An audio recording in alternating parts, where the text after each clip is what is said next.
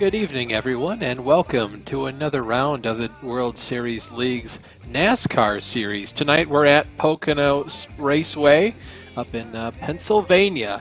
Historic track here, Kenny, one of the harder tracks on the circuit because it has three different turns and all three are different compared to one another. You have the first turn. That's got a lot of banking and it's pretty short. And then the second turn, based off Indianapolis Motor Speedway, banked a medium, we'll say, and it's a 90-degree corner. And then turn number 3, obviously an obtuse angle, and that one is not very banked at all.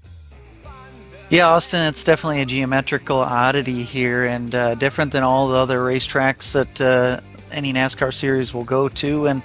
And with this being especially an open setup league, these teams will have to kind of compromise one end of the track over another in order to kind of get the car to be right. You're going to have to kind of deal with one or maybe two corners being not so good compared to the others here, and that's kind of what makes Pocono an interesting track. You also have to deal with a lot of pit strategy. We'll get into that as we go along in tonight's events.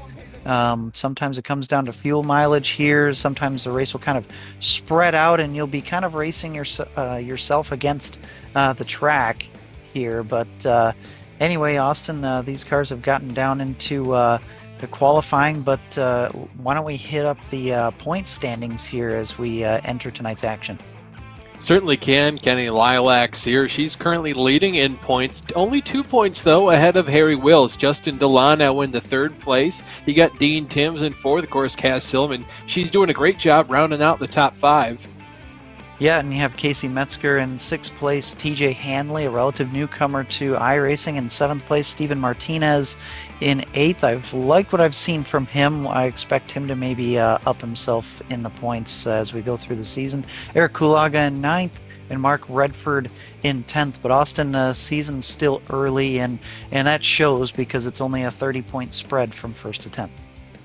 Yeah, it's really, really close here. And, of course, turn 3 always feels, like an obtuse angle. Of course, it can't be mathematically speaking, but, Kenny, it just feels like you're turning forever and ever and ever, and that's what we're looking at here. Driver of the number 63 car. He's in turn 3 right now. Of course, you see that. What turn 4 there on the front stretch. But Errol Uriksel going to cross over the start-finish line. We'll see if this is his hot lap. Yes, it is. Currently good enough for 4th on the board. Yeah, and it looks like these drivers only have one lap to play with here in qualifying. I think it looks like an admin error, so it wasn't intentional, but that's what these drivers will have to deal with. And in turn 3 really sets up your entire lap, in my opinion. It's a corner where you can set up a pass, and it leads to the longest straightaway in NASCAR, which will lead you down into turn 1. So in my opinion, I think turn 3 is the most important because it's a turn that you can set up passes in, but it's mainly the turn that's going to set up the entire next lap. And then turn 1 is where you're going to see a lot of passes being made.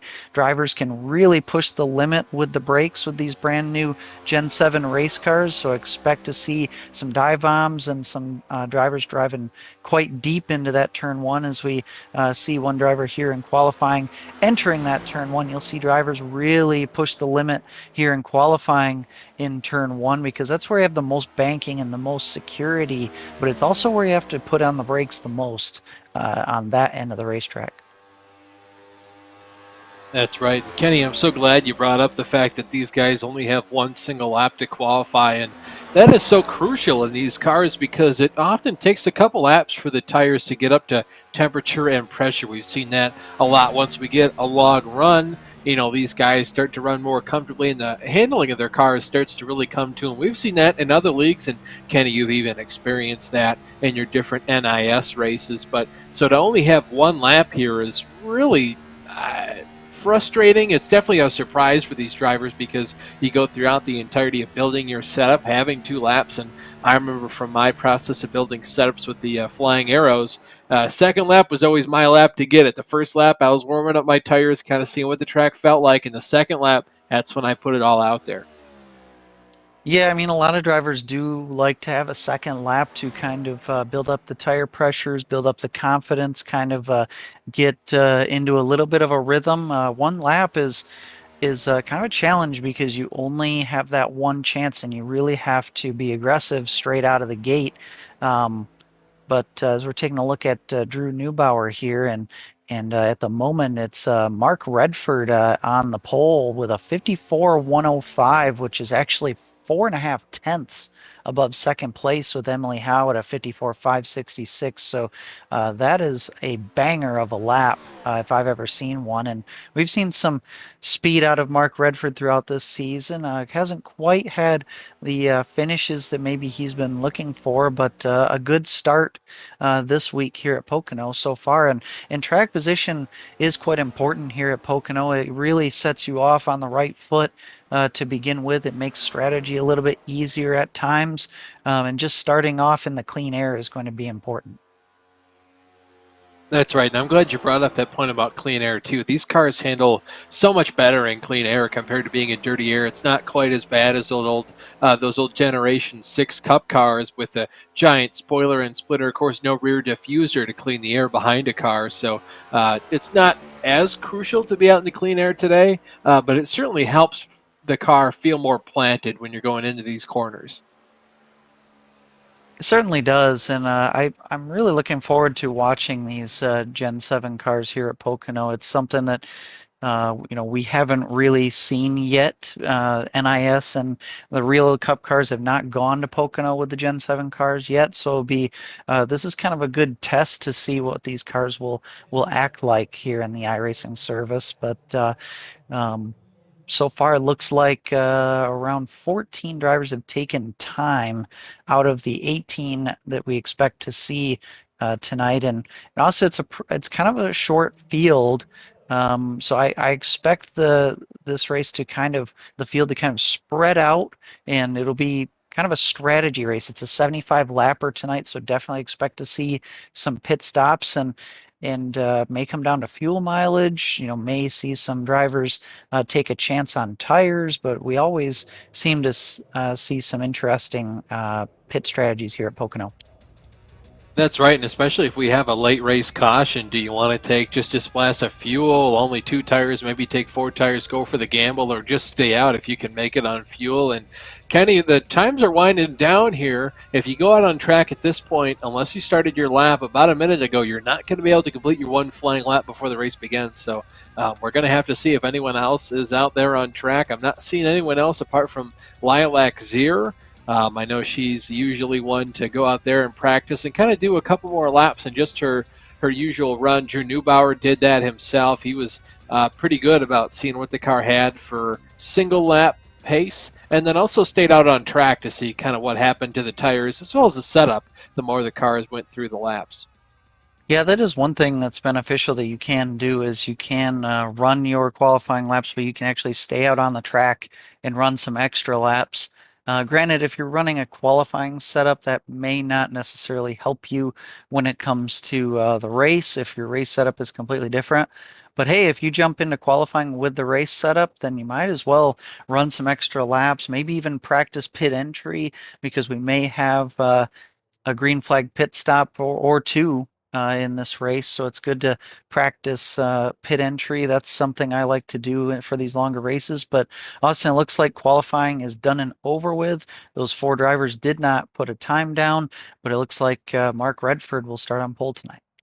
Yeah, Emily Howe going to start to his outside in second place. Lining up in third is Cass Silliman. Lining up to her outside in fourth is Stephen Martinez. Rolling off fifth is Errol Uriksoy. Starting in sixth is Eric Kulaga. Lining up in seventh place is Brandon Meheling. And lining up in eighth is Jeff Carollo. Starting in ninth is Drew Neubauer. And rounding out your top 10 is Lilac Zier. TJ Hanley will line up 11th next to Judith Cooper. John Casey will be 13th, and next to him will be Justin Delano. Rise Fitzpatrick. Sorry about that. I had my grid messed up. Harry Wills will be in 15th, with Dean Timms in 16th. Harry Wyndham will be in 17th, and Rise Fitzpatrick will round out the field in 18th. That qualifying time that Mark put down, 0.4 of a second faster. I'm almost curious if he had a bona fide qualifying setup that he put in that car. And then for the race, he's actually got a race setup because he must have jacked those tire pressures up to get a lap time that much more competitive than all the rest of the drivers in the field. And if he's that much faster, just race pace alone, they're going to get their butt whooped, Kenny. Yeah. If that was a race setup of sorts, or if his race setup's anything like that, then yeah, he is. He's got quite the setup underneath him. But yeah, it's interesting because you can't add or take away tape with these cars. So that's, that was one way with the Gen 6 cars that you really could completely change the handling characteristics and add a lot of downforce to these cars, and you can't do that with this new car. So you have to add kind of mechanical grip in other ways, messing with the suspension and things like that. And yeah, quite a difference in qualifying. That's what you will see occasionally with these open setup races, is you will see kind of a larger split in between the competition, both in qualifying and usually in the racing as well. However, in this WSL competition, we have seen a pretty close field, even though it's been an open setup.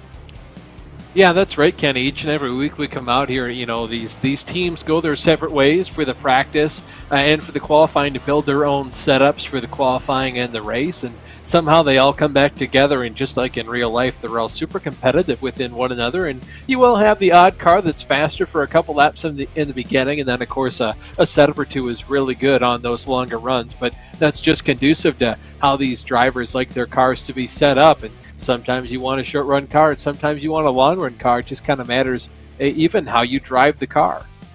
Yeah, that is the beautiful thing too about open setup, is you do have the driving styles. Some drivers will like a longer run as opposed to a shorter run, but you can really build your setups to be conducive to that driving style and make what you're good at even tenfold. You can make a setup that's way better on a long run and really take advantage of that. Or you can go for a car that's going to be better on the short run. And sometimes, even if you try for one, sometimes you will end up with the other and have to kind of make do with what you have. But as we come around turn 3 here, Mark Redford will bring this field down to the green flag for the first time, Austin, and we're ready to go for our 75 lapper here.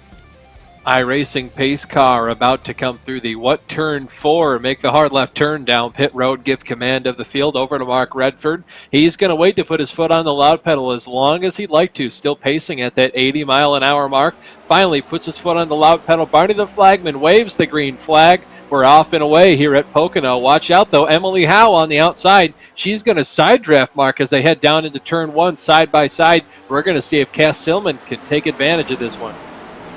Yeah, and that's one popular thing here, Pocono, at the early stages, is you'll see the drivers fan out and use how wide this racetrack is. You'll see drivers use up all of the space available, but you do see the top 5 or so, actually more than that, about this top 7 or 8 single file down into turn 1 and 2, though, which is tricky. You can make it work going 2 to 3 wide into turn 2, but it is a little bit sketchy. You see drivers really trying to give some space to the competitors, and you really have to check up when you're going into turn 2 side by side like that.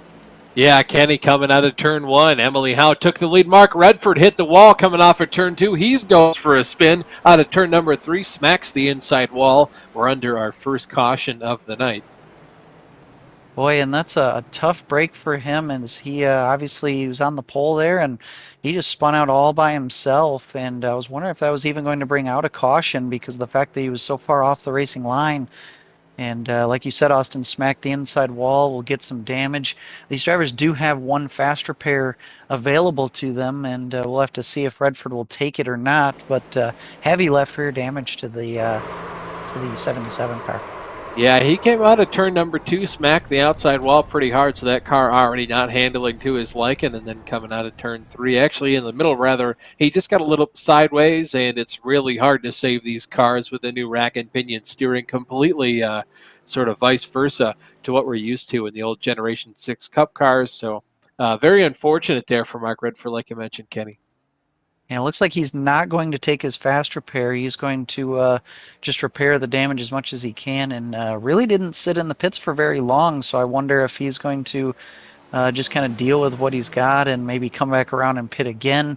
We'll have to take a look at that. But this will be a true test of how good Redford's car really is to see if he can come back through the field. But the damage might already be done to that left rear, and his pace may really hurt until he pulls that fast repair out. But strong, strong start for Emily Howe. Cass Silliman up in the front. And it looks like Emily Howe is faking to go to the pits. She's not going to go to the pit lane. TJ Hanley is going to make his way to the pits along with Justin Delano and Harry Windham. So a few cars towards the back will kind of top off on fuel here, and might as well, if you're towards the back, top off on fuel and maybe able to use that to your advantage later on in the race.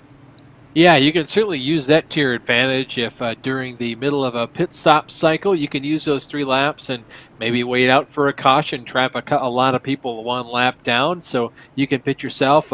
Or, of course, they just cycle to the lead and you're still a little bit better off on fuel. But these cars can also come down pit road too, Kenny, change those tire pressures. Maybe the cars are a little bit too tight for their liking, so they can loosen them up by a tick or two. Yeah, that's for certain. I mean, with this being open setup, you have more adjustability both in the garage and in the pit lane. You can adjust, some spring adjustments, things like that. Not quite as much as you could have done in the past with adding tape and taking away tape. That was, again, a huge difference maker, but definitely some adjustments you still can't make, and tire pressure changes like what you mentioned.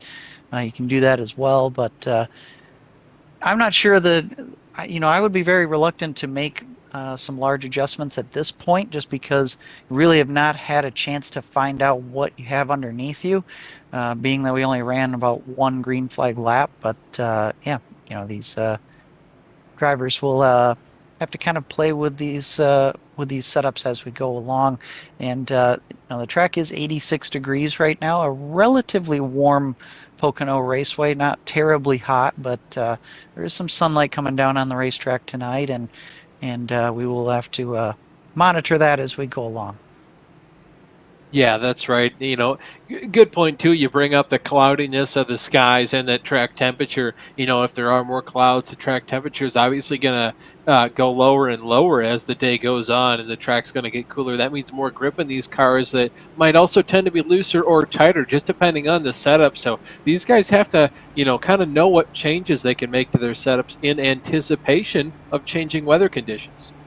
Yeah, and this is kind of an evening race, if you will. It's beyond 5 p.m. in sim, so like you said, the track will probably start cooling off more and more as the race goes on. That'll be an increase in grip, and generally the setups will get tighter and tighter as we go along. Also, with the rubber being added down, that will change things a little bit for these drivers as well. It's not a terribly long race, but you will see a little bit of rubber buildup as we go along here. But so far, it's Emily Howe and Cass Silliman on the front row here, and Steven Martinez has made his way up to 3rd place, and we're about to get this thing going under green conditions once more, and we'll see if these drivers can settle in and get some green flag laps under their belts. Kenny, one thing I'm really curious right now. Emily Howe, when she comes out of turn number 3, does she put her foot down on the gas pedal immediately, or does she wait? Because we saw what happened going into turn 1 last time. She was able to take the lead away from the number 77 car, Mark Redford. So does she wait and give more people behind her the advantage of the draft, or go early or late, excuse me, and then let them side draft her? So very curious to see what's going to happen here. Yeah, I think you want to go at least relatively early. You don't have to go right when the pace car leaves, but you want to go before the iRacing green flag comes out. You want to build up a little bit of an advantage going into turn 1, but we'll see what happens. That was a great jump there by Silliman. Yeah, she waited to put her foot on the loud pedal, did Emily Howe. Cass Silliman to the outside, timed that to perfection. She didn't go before the green flag. iRacing started the race, so we had a drag race there down into turn 1. Emily Howe barely beats out Cass Silliman. They head down into turn number 1. You see that Steven Martinez, that number 53 machine, down on 63, excuse me, down on the low side. Now they're rocketing down towards the tunnel turn. There's a battle for position. P number 4 and 5 up for grabs here. You see Errol Uriksoy, Steven Martinez, and just behind them, that looks like the number 66 car there of Eric Kulaga. They're all fighting over positions, and Kenny, super sketchy here to go in the tunnel turn side by side. Loses a lot of time as well. Yeah, for sure. And you kind of have to pick your battles here at Pocono, especially going into turn 2. Now, even if you can make the pass work, you really have to check up, and it slows you both down. And sometimes you can get yourself freight trained if you're not careful. But it looks like most drivers have single filed out. You see there's Harry Wills going after a position on Jeff Carollo, and Lilac Zier taking a look on Braden Mailing there, who's going after Errol Urexoy. And up ahead, Steven Martinez really missed the turn 1 groove, and he'll have to check up. And a few drivers kind of out of control there. Mailing really lost a bunch of time and spots there. Really got out of shape there in turn 1 and 2. And also we've talked about it time and time again, how these Gen 7 cars are really sensitive with cold tires, as there you see Mark Redford trying to come back through the field. Yeah, Redford's been doing a pretty good job to pass as many cars as he possibly can. Coming out of turn 1 there, you saw one car get loose and up into the wall. That was Justin Delano. He has since then regained control of that machine. Pretty far behind the pack, not quite as far back as Harry Winda, but obviously those two drivers doing the best they can to try to catch up at the back. And not a death sentence to be all the way at the back of the pack right now. It all depends on long run pace and just how well the race plays out in your favor. You can still see the battle for the lead there. Heavily contested is Emily Howe by Cass Silliman. Whoa, one car up into the wall. I believe that was the 47 car of Drew Neubauer. It might be Judith Cooper, actually. Yeah, and Cooper will drop in behind Neubauer, and Cooper really missed turn 2 as well. And it's really easy to get out of your rhythm here at Pocono, especially with all 3 corners being completely different from one another. You almost have to treat this place like a road course, where you have 3 completely different corner situations that you have to kind of memorize and hit your marks for. And especially if you mess up turn 2, it kind of messes you up for turn 3. You don't have a whole lot of time in between those 2 corners, and it's really easy to miss your marks here, especially if you try to push the limit. We see a good battle for the lead here between Silman and Howe still going on, as these 2 drivers are separating themselves from the rest of the pack. And I'm seeing a lot of drivers missing their marks in turn 1 and 2. It's really important to get down to the bottom in both of those corners, really all 3 corners. And I'm seeing these drivers really, I think they're kind of over pushing the limits. Well, one car up in the wall, that was Braden Melling coming on at turn number 2. He made pretty hard contact with the wall. You can see the right side of that car pretty scraped up. Sorry to interrupt, Kenny. No, you're good. And yeah, it looks like he does have quite some damage on the right side of that car, and that should affect the handling, possibly make him have a tighter condition. And it looks like the contact was more so on the right front than in the right rear. We'll have to keep an eye on his pace as we continue on. We see a side-by-side battle there between Eric Kulaga and Mark Redford. Redford doing a great job up inside the top 10 already, and ran his fastest lap of the race last time by at a 54.29. So he's doing a great job coming back through the field. Yeah, Mark Redford, by the way, Kenny, he actually came down pit road, took his fast repair. That car looks pretty pristine for the amount of contact he made with both sides of the wall there on that car. So that's probably where his speed has come from. My apologies, by the way, 2 laps ago. That was Jeff Carollo getting a bit loose and up in the wall, losing some time, not Judith Cooper. We're looking right now at Dean Timms in the number 46 car. He's been doing a pretty good job all race long, kind of minding his P's and Q's so far, battling right now with TJ Handley and that number 3 machine. And you see TJ Hanley there trying to get up behind Dean Timms and actually push and draft with him down the front stretch. That is definitely a thing here at Pocono. You can definitely get some buddies together and have quite the draft down to turn 1. You have to make sure, though, that you hit your marks into turn 1, because occasionally you'll have much more momentum entering turn 1 than you normally would, as these drivers now side by side going down into turn 2. We'll see if Timms gives him the spot. He does. So that'll move Hanley up into 15th. And, ooh, it looks like contact in the wall. I think Mailing, was it Mailing or was that maybe Oh, Jeff Carollo? Carollo. Yeah, again, Carollo up into the outside wall. He got really loose in turn 2, and you had to use up the whole track and then some to gather it back up, and he slammed the outside wall out of turn 2. Well, Malin got through turn 3 pretty slowly. You can see him now being gobbled up there by the number 38, Justin Delano. That's Judas Cooper there to the outside. They're 3 wide as they enter turn number 1 here. Super packed together. They were almost 4 wide for a brief moment. Justin Delano right now the big winner. You can see, whoa, Jeff Carollo getting super loose once more. TJ Hanley looks to his inside, says, I'll take that spot. And Kenny, this is a really momentum-based track. If you slip up in any of these turns, you're certainly going to be passed by at least 1 or 2 cars. Yeah, it really is, and it's a track where in the driver's seat you really need to take advantage of any possible opportunity to make a pass like that because passes are kind of hard to come by if drivers decide to fight for their positions. So any possible advantage that you can gain, you need to take full advantage of it, and that's what Hanley's doing on Carollo. Carollo's again, he's off screen right now, but he is so loose right now. He just power slid his way through turn 3. That is an ill-handling race car, and I think it was loose even before the contact with the wall, and I think it must be being made worse by the fact that he has damage on the right side. He is just yawing that car out every corner. Yeah, just to interrupt you there, Kenny, you saw Harry Wills make that pass for third over Steven Martinez. We'll see here in a couple seconds if he can make any sort of inroads into the lead that Howe and Silliman currently have over the rest of the field. For right now, he's gained a tenth of a second on him, but again, timing and scoring is pretty rough here through the corners. You can have one good corner and gain a couple tenths and come out of turn number 3, lose a tenth or two just because your car isn't as trimmed out. Emily Howe right now, though, she has led every single lap since the start of the race. Her teammate Cass Silliman just behind her, the two ladies right now showing the boys how it's done. For sure, and we did have one retirement. Henry Windham has called it quits and is disconnected. So we're down to, looks like 16 cars on the racetrack at this point.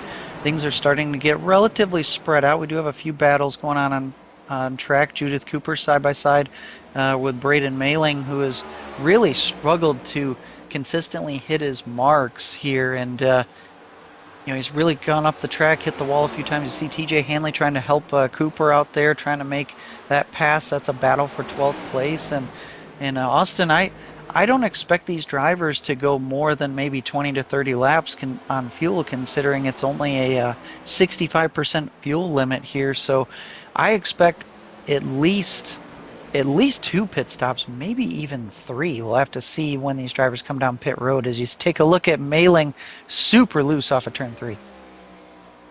Yeah, Kenny, I'm not quite sure what the fuel window is going to look like because these cars don't quite run 100% fuel load, so we'll have to see what it matters. And also, it could really depend on tire fall off. This is a bit longer of a track, so if you can afford to run these laps a couple seconds quicker, it might lend itself for doing 3 stops instead of 2 stops just because the tire fall off is so bad. But not really typically a track so conducive to tire wear, but obviously it's something you always have to think of with these new cars and those Goodyear tires. They've been making them fall off more and more consistently. We'll say I always remember Dale Jr. talking about what all NASCAR drivers want from tires. Really good in the beginning of the run, and then they get worse and worse as the run goes on.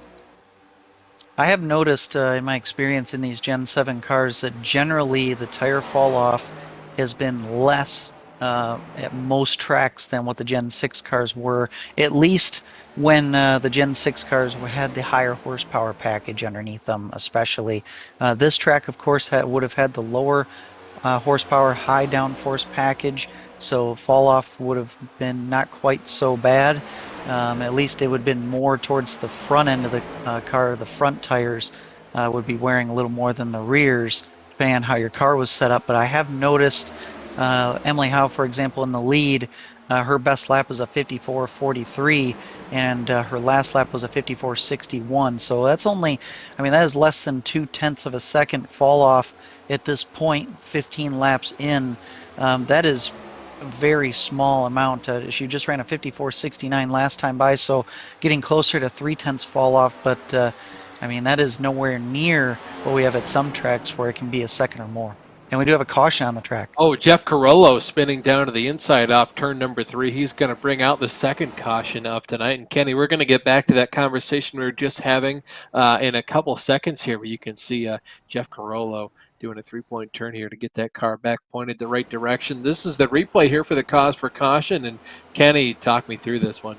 Yeah, this is basically identical to what Mark Redford dealt with early on in the race. He just got really loose in turn 3 and came around on him, and he smacked the inside wall. Got some pretty hefty left rear damage. We're taking a look at the slow-mo replay here, and Carollo's been loose like this though for the last multiple laps, and I think finally his rear tires just could not take it any longer. His car has been evil, and I don't know if that's uh, caused by the damage that he got from hitting the outside wall a few times, or if it's just the setup underneath him. But he just has been heating up those tires and finally could not handle it any longer.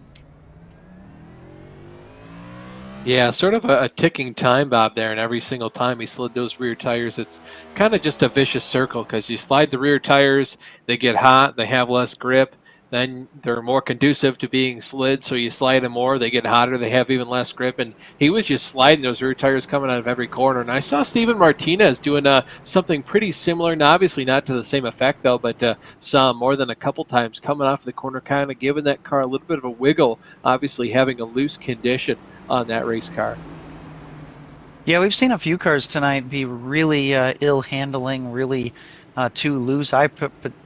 Personally really enjoy a loose driving race car, but there is kind of a fine line you have to walk to make sure that you don't burn the rear tires off the thing. So we saw Mark Redford was really loose, at least at the beginning of the run, but obviously he's fast because he's gotten his way all the way back up to 6th place, and now he's caught back up to the rest of the field with this caution. So I'll look for him to see if he can get into the top 5 here when we go green flag racing once again. I expect the leaders to come down pit road, and expect maybe somebody like a Braden Mailing to be maybe making some adjustments on his car because it's been so ill handling as well. And it looks like just about everybody except for TJ Hanley, he is staying out on the racetrack at the moment. Everybody else is coming down pit lane, and I expect this to be a 4-tire full service pit stop for these drivers. Yeah, I think TJ might just be staying out for the moment to try and lead a lap, get some bonus points, or just be kind of contradictory to what everyone else is doing. I mean, he was kind of further towards the back of the pack, so if he wants to kind of stay out there for another lap or two, come down pit road when it's closed, of course, the penalty for that. And the longest line, there's only one line right now, so not too big a deal for him to have to do that and kind of have a little bit more fuel in that car than everyone else. You can see Emily Howe wins the race off pit road. Cass Silliman, though, losing a spot to Lilac Sear. You can see the rest of the race off pit road kind of as follows on the left-hand side of your screen. So going to be interesting to see how this one plays out. Obviously, Mark Redford going to be coming from the middle of the pack this time by Jeff Carollo, of note, just took his fast repair, and also still Kalaga still on pit road. So I don't know if his car was ill handled. He's just kind of taking the time down there, but Eric Kalaga still on pit road being serviced. Yeah, and Kess Silliman lost that spot on pit lane because she missed her pit box just barely. She had to back up probably about half a car length, and that was just enough time to allow for Lilac Zier to get by. However, as we're lining up here under pacing conditions, it looks like Lilac is still 3rd place, so maybe um, oh, never mind. I was looking at the wrong car. So Emily Howe is 2nd in line because Hanley hasn't pitted yet. Sorry about that. I got Silliman and Howe's cars mixed up. They look so similar. But so yeah, Lilac Zero with a really good pit stop will end up 2nd now because TJ Hanley is coming down pit road now. And this one thing, Austin, is TJ will have an extra lap of fuel on board, and we do see sometimes in these fuel mileage races, drivers will come in and top off on fuel at the last moment that they possibly can, and use that to their advantage later on. Or sometimes they just kind of want to be towards the back as they feel that may be a safer route on the restart. Yeah, I couldn't tell you the amount of times that NASCAR races have been won and lost just over, maybe an ounce of fuel or just enough to fill up the tiniest teacup you have in your cupboard. So obviously, so crucial to make sure these things are completely filled up to the brim with fuel. And luckily, in iRacing, we do have the advantage of a full fuel load being a full fuel load. But in real life, Uh, once the jack drops, the driver's going. It doesn't matter if the fuel's in there or not. And sometimes the gas can be engaged the whole time, but it's not being filled correctly up all the way. So one thing we do have is an advantage here in the virtual world.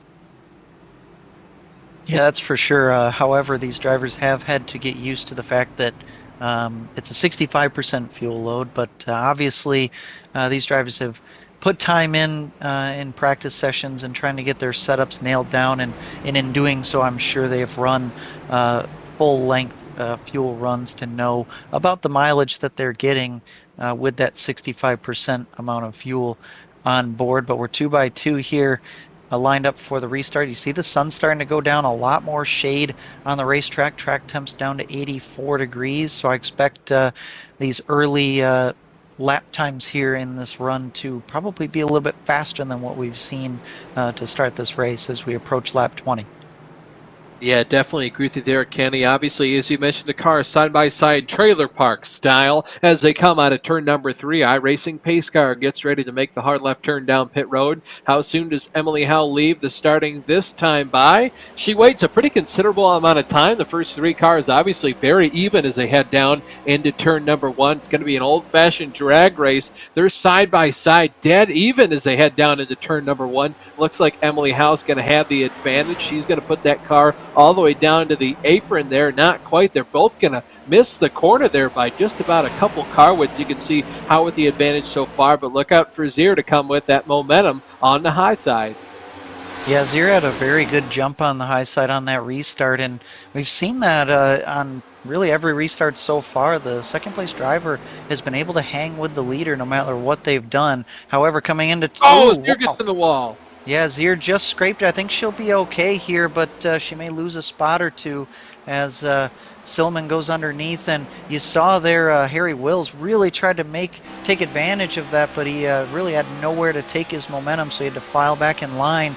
You'll see now he will file behind Cass Silliman here, and he'll have a huge draft down the front stretch. He's going to make it 3 wide and go for 2 here down into turn 1.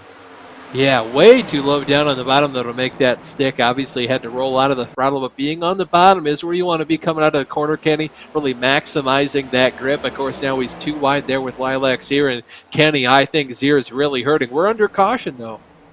Well, I think she just hasn't gotten back into her rhythm, and was just didn't have as much of a draft either because of the fact that Wills was helping out Silliman there. As we look at a replay of this incident, another single car spin. That's the 63 of Urexoy there in turn 1, and he smacks the inside wall. That's definitely going to be fast repair worthy, as again.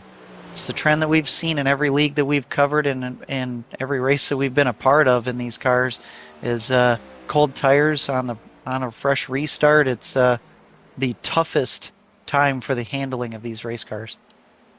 Yeah, it's always the hardest right when we go back to green flag racing. Real quickly, though, I'd like to thank our partners here for tonight. SIM3D are a UK-based business specializing in high-end bespoke sim racing hardware. You can check them out at sim3d.co.uk. And secondly, go for the Gap. It's a brand of Cami Sturch. She's a young British artist who creates some incredible motorsport-themed prints over on her Etsy page. You should definitely go check that as well. You can just Google search "Go for the Gap" and the first thing up there is going to be her Etsy page. Lots of cool stuff on there, Kenny. Yeah, for sure. Nice to have good sponsors covering this series and helping us out here. But if we get back to the race here, it'll be interesting to see if any of these drivers decide to come down pit lane. Obviously we only ran a few laps, but the fact that you can come down really is as many times as you'd like. And with the fact that the field's relatively small this week, you're not going to lose as much track position as you normally would. So you may see some of these drivers towards the back come in, top off on fuel anyway, just as kind of a safety net, just to kind of reset and maybe even allow for you to be able to take less fuel later on. That will probably come into play later on in the race when we get closer and closer to our final pit stop. As looks like, yeah, most Oh, of Mark the front runners Redford coming stays down. out, as does Justin Delano. Those drivers and Braden Mailing. Those three drivers deciding to stay out, as does the 47 of Neubauer, the number 78 car, Jeff Carollo, so John Casey. It also looks like I think Dean Timms electing to stay out here as well. So we're going to see how this split strategy stays out here. And it could just be that all the drivers that stayed out this time by decide to come back down pit road. But Kenny, I'll be honest, I'm kind of surprised we saw this big of a split decision here. Well, we're at a time in the race where you really could try either play and see how it works out, and you'll still have time Hey, did you to. see that? Coming off pit road, looked like Cass Silliman beat Emily Howe off.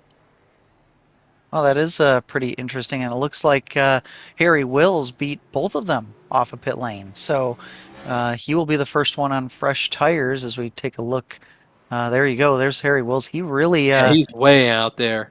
he only had a 9.97-second pit stop. I wonder if he actually That's only probably took 2 two tires. tires. Yeah. Yeah, that's definitely 2 tires. I mean, these drivers have limited tire sets, so really you come down pit road as often as you'd like. So interesting to see what the difference in pit stop there was between Howe and Silliman. I don't know if that's just RN Jesus coming into play or what that was, but really excited to see what Mark Redford can do with all this clean air.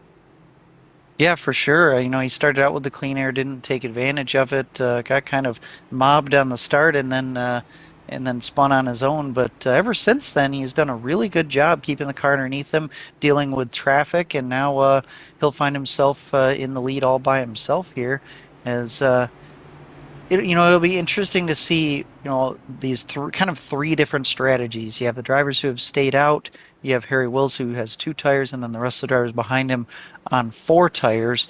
We haven't seen a whole lot of fall off as we actually see Cass Stillman and Emily Howe and Lilac Zier all coming into the pit lane again, as I believe we're getting the one to go signal this time by. We are.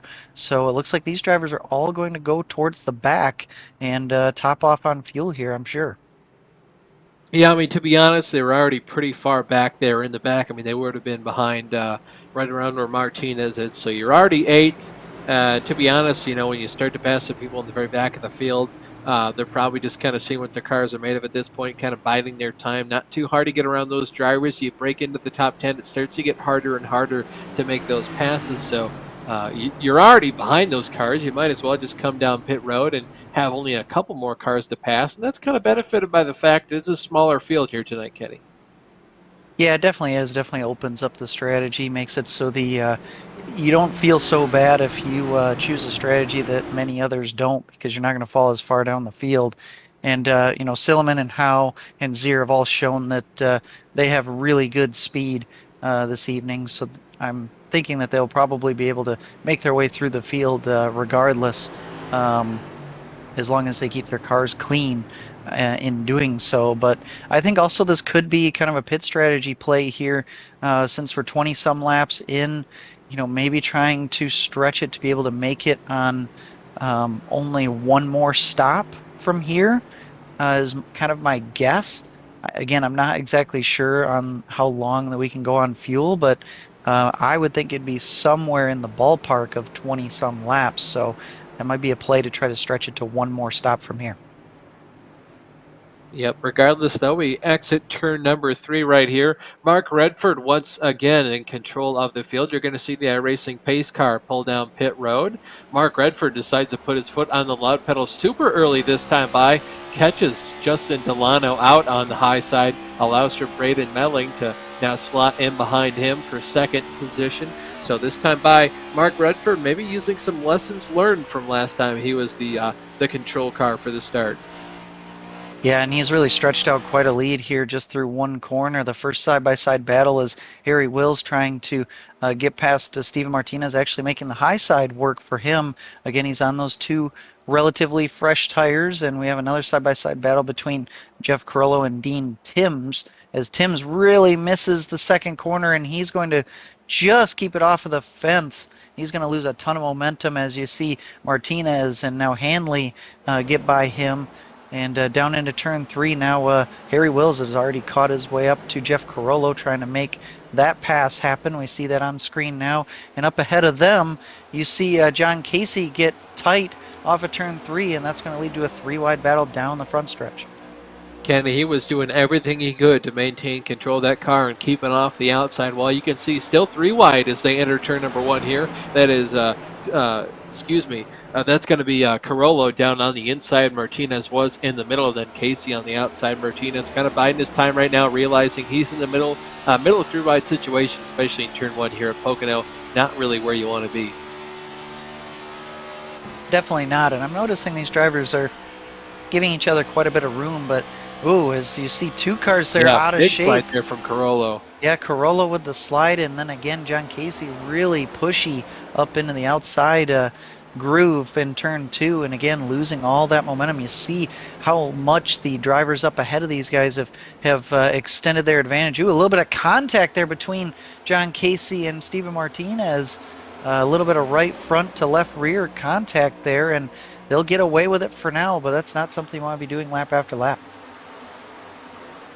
No, obviously you'd rather just kind of mind your P's and Q's like some of the other drivers are trying to do right now. And you can see Emily Howe, Cass Silman down on the inside there. Obviously missing their kind of compatriot that was up to the front completing the podium positions, their Lilacs here. She's still mired all the way back. I say all the way back in 13th position. Of course, those 2 drivers started around the 14th, 15th position. So could just be Zira's letting her car come to her as the long run goes through to fruition. Well, you see they're riding on board with Silliman. John Casey again missing turn 2 and actually got up into the fence this time. And oh, he actually had contact there with Carollo, and he is up on almost on his side. He's sideways, spun into the turn 3 fence. Now he's all by himself though, so we may not get a caution here. So far, we stay green.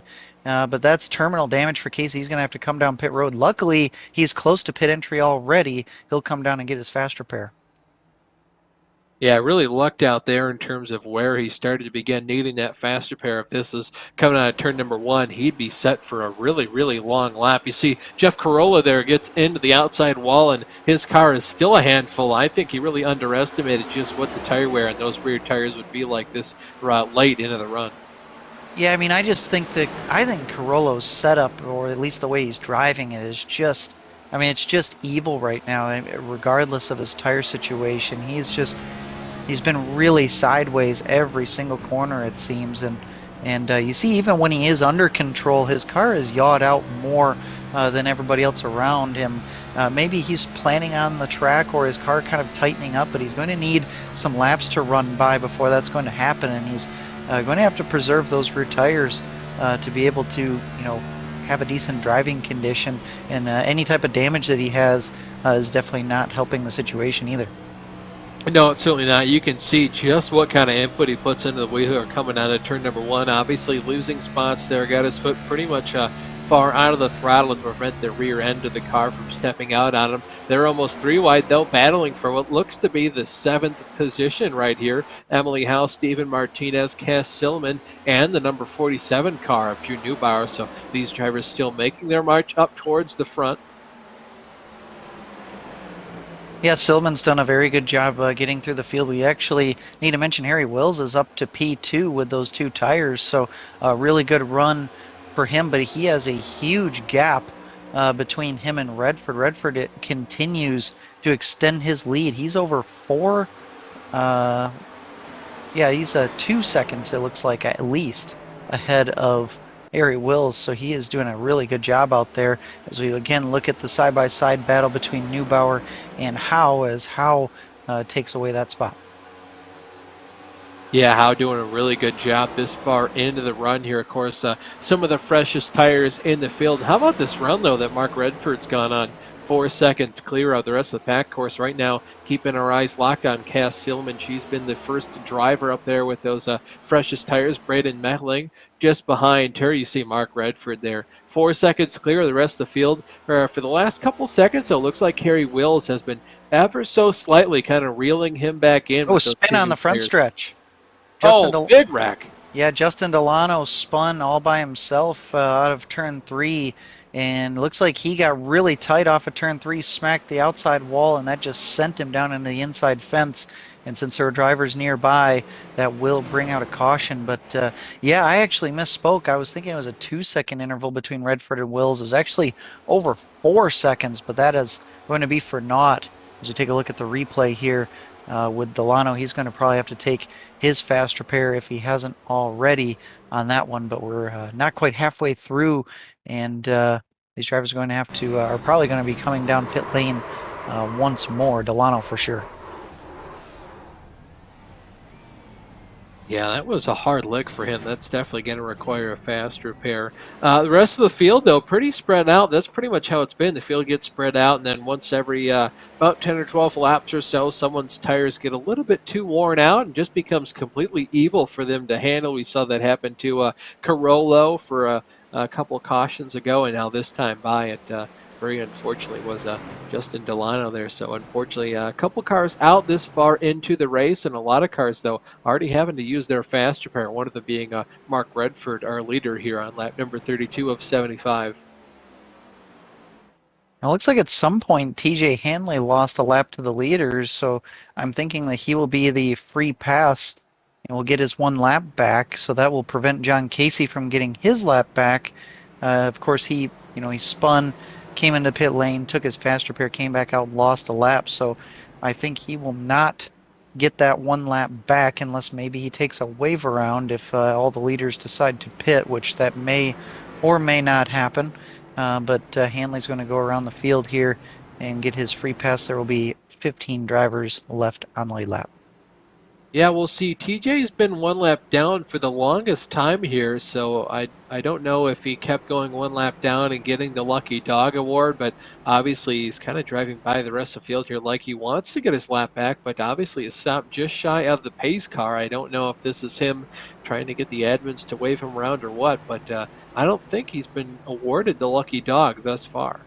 Not yet. I expect him to get it here next time by as the pace car crosses the start finish line. He's just moving up, uh, up to the front of the field just kind of prematurely here to get ready for the lucky dog. But anyways, leaders coming down pit lane, and it looks like everybody coming down except Lilac Zier. She decides to stay out this time.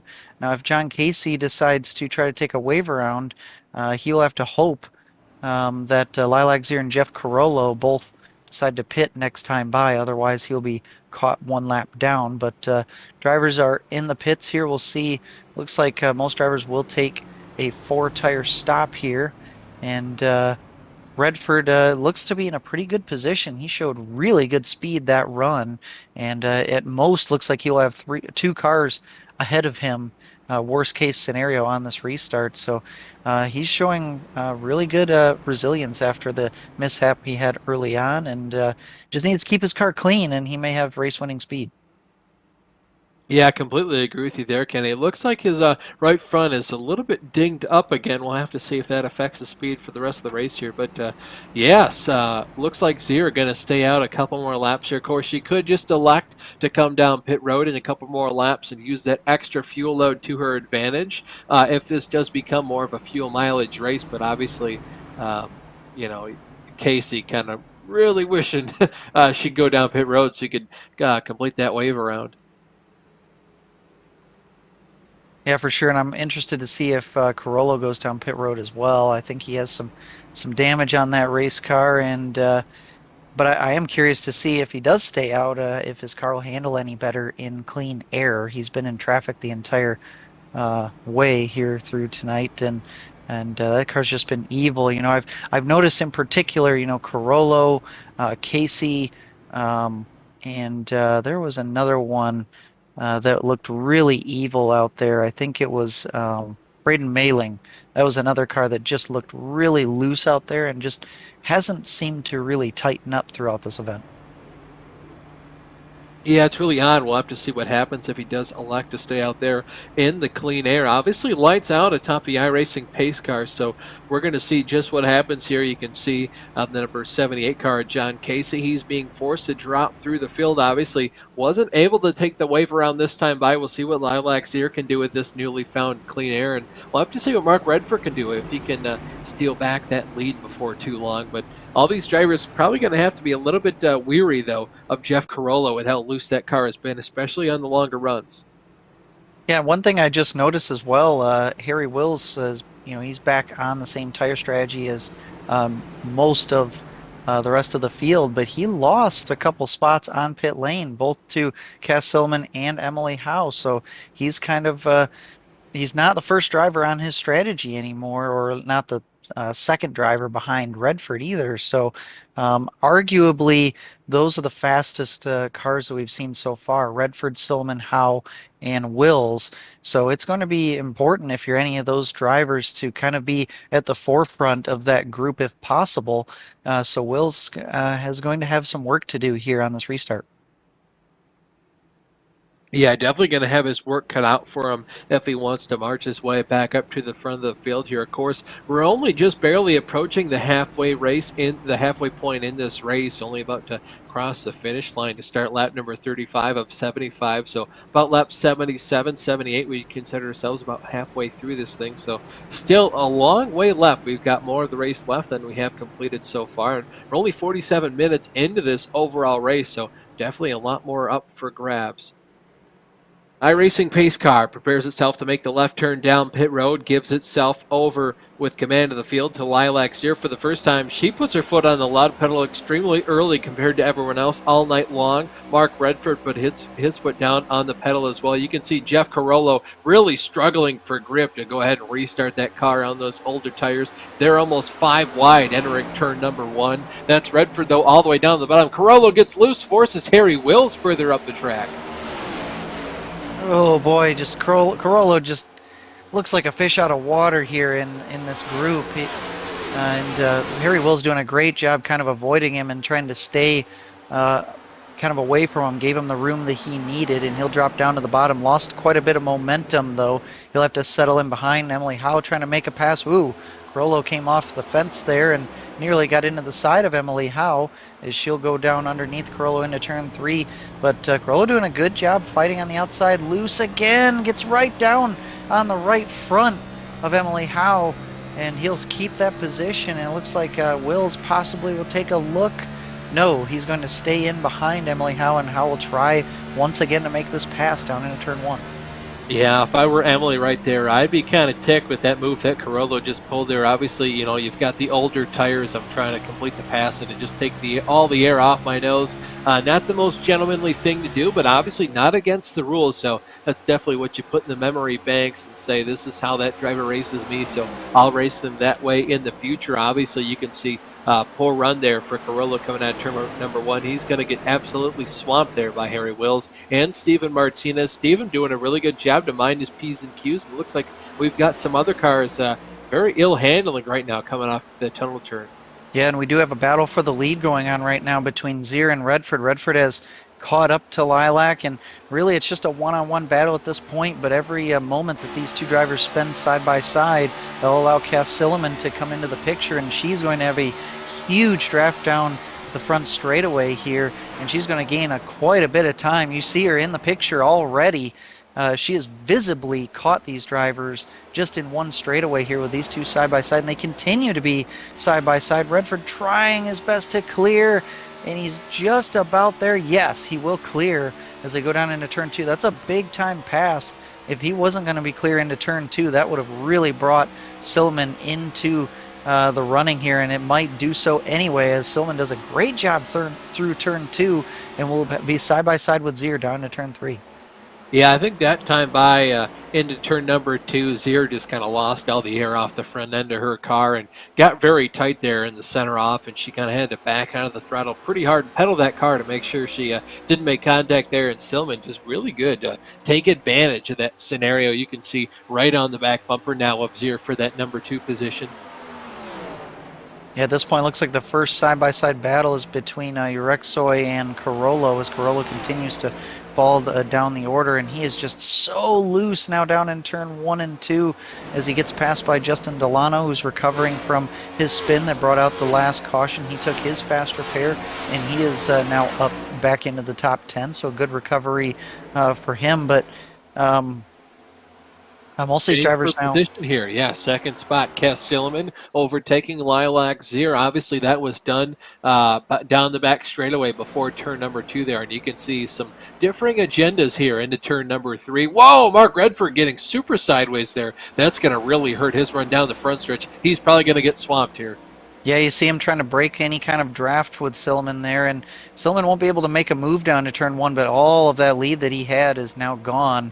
As now Silliman dives down in really deep on the brakes, and Redford's loose. He's sideways, does a good job of not overcorrecting into the side of Silliman, still sideways. He'll loop it around. We'll see if this brings out a yellow. It does. And oh, he didn't hold the Ooh. brakes. He didn't hold the brakes, and he hits the right rear into the inside wall. And boy, and he doesn't have a fast repair to play with anymore. So that's, I wouldn't say game over necessarily for Redford, but that's definitely going to hurt.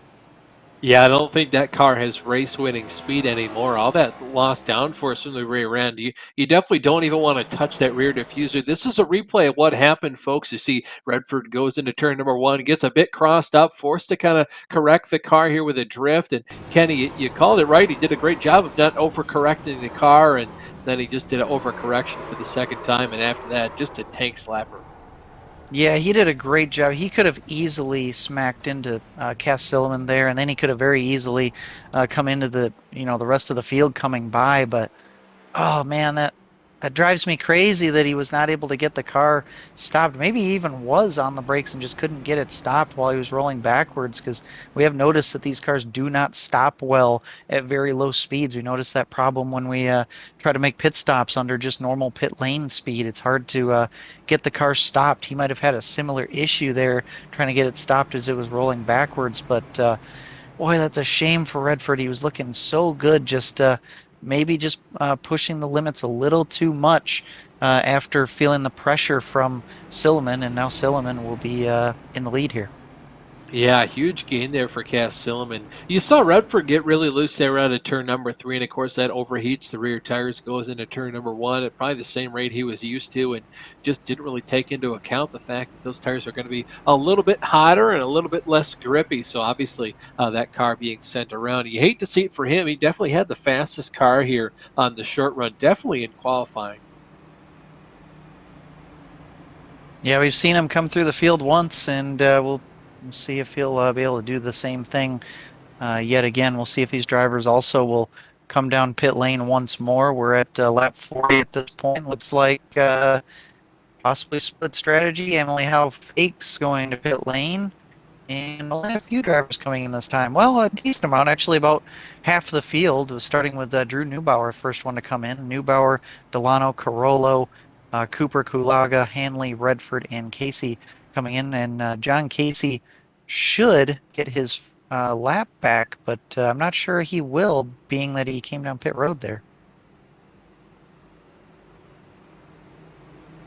Yeah, Kenny, it's we have the opportunity here to talk to one of our drivers. Let's get him in the booth. Hello. Mark, buddy, obviously really, really fast car there in qualifying. Out-qualified the rest of the field by about 0.4 of a second. Then in the race there, he definitely had the short run speed. Car kind of lacked something on the longer runs there, and that time going into turn number 1 just got a little bit crossed up. Yeah, actually, longer run was looking okay. Now I'm just tired, I think. Long day at work. It's nearly 3 o'clock in the morning. Yeah, I'm just going to try and have to concentrate and not make any more mistakes. Understandable, brother. What are you feeling out there? Obviously getting pretty late in the day here at Virtual Pocono Raceway. The temperatures are going down, as does the sun. Does the track have any more grip in it at all? Well, not for me. Not for me coming out of turn 4. I hit the wall in the tunnel turn again. So I did that on lap 1 and then did it just now. The boys are just fixing what they can with the car, just about to come out the pits. Give it my best shot, see if I can recover a few places by the end of the race. 10-4, buddy. Best of luck as the night goes on. Try to get some sleep for us there. Probably going to be about 4 or 5 a.m. when this thing is done. Yeah, we're looking probably about 4:30 now. Well, thank you so much for your time, Mark. Enjoy the rest of the race. I'll try. That was Mark Redford, driver of that number 77 car, extremely fast car in qualifying and in the race here. Just getting a little bit crossed up here. Obviously, Kenny, I've had to drive at 3 a.m. when we do those endurance races, and it is not a fun time if you wake up early and do a full day of work.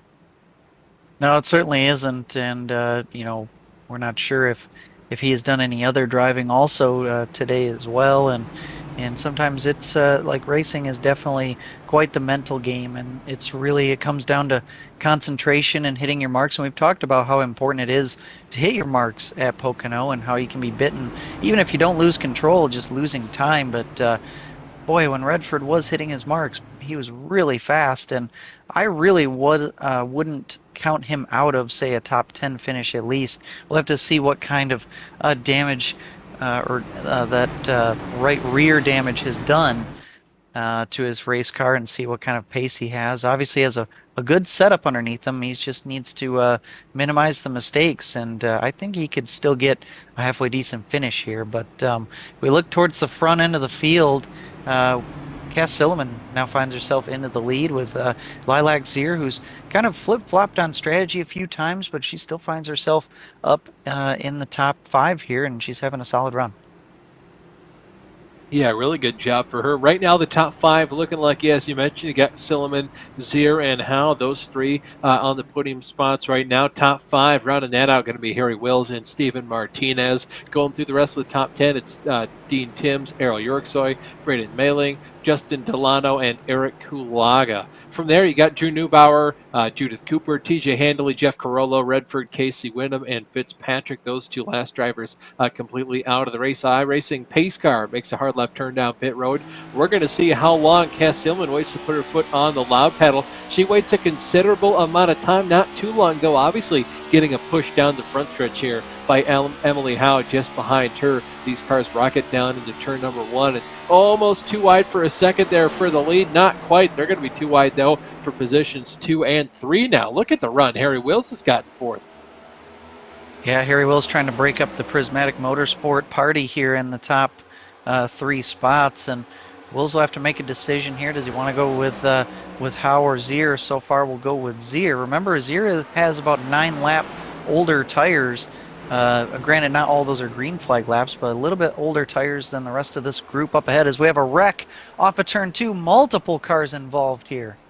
Yeah, quite the synchronized spin here. You saw Lilac Zier lose quite a bit of grip there going into turn number 2. Obviously doesn't quite have the tires that the rest of the field does. You see the number 63 car there, Errol Yorksoy in the wall. You saw Judith Cooper, Justin Delano go for a spin as well. We'll have to see what that number 63 car can do. This is the cause for caution right here. See, it looks like TJ Hanley just barely got in the back there. Justin Delano sends him for a spin.